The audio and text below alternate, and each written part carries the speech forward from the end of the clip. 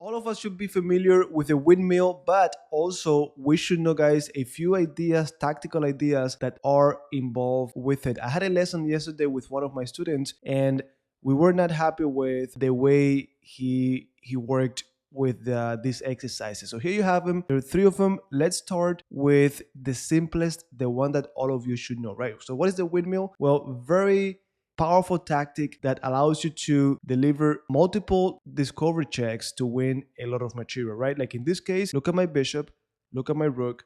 They work together to get almost everything that the black pieces have. So the king is forced to get on the same diagonal as my bishop. So now I could go ahead and start taking pieces, check. Only move is to either give me the bishop for free, doesn't change anything, or move the king, then check.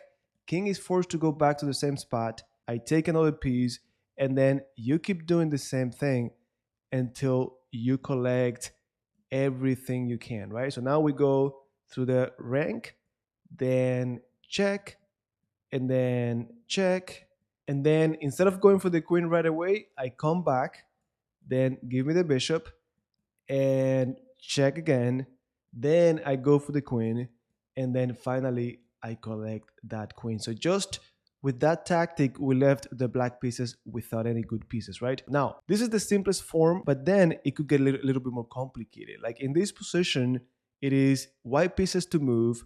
How would you continue? Of course, the white pieces here have two main moves, either rook g7 or bishop d4 directly. Don't forget, this queen is hanging on h2. Now, if you found this move, well, king h8 is a move that we need to consider. If they take, easy discover check or discover attack on the queen. But if they go king h8, we gotta be able to figure out what to do after bishop d4. Queen takes us. How do we continue? Now here we, instead of going with all the same windmill all the way until the end, we only need, guys, to find a way to deliver checkmate. The king is restricted, so a move like this, putting the rook anywhere here, would be checkmate, except that this pawn could block. So what do? Well, we eliminate the pawn, king has to move, check, and then you put the rook anywhere, and you're going to see they can only block, and this is checkmate. Now here's the final idea I need you to be familiar with. White pieces to move. Of course, all of you should be thinking, well, let me take on g7, my bishop is on this powerful diagonal, right? Forced to take, now forced to go to the corner.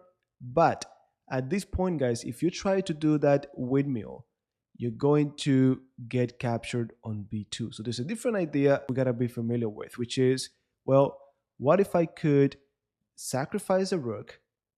This is a double check, of course, so they cannot take the bishop, they cannot take here with the rook, they must take with the king, and then we got this other pattern.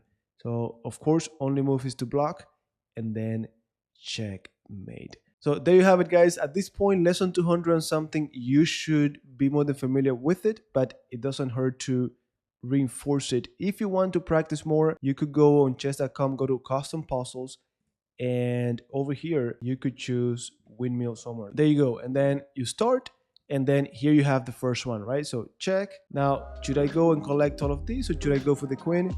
Well, I think it's the same thing we just talked about. Check, and then of course you could do the checkmate. So again, there you have it, and I will see you, of course, in our next lesson.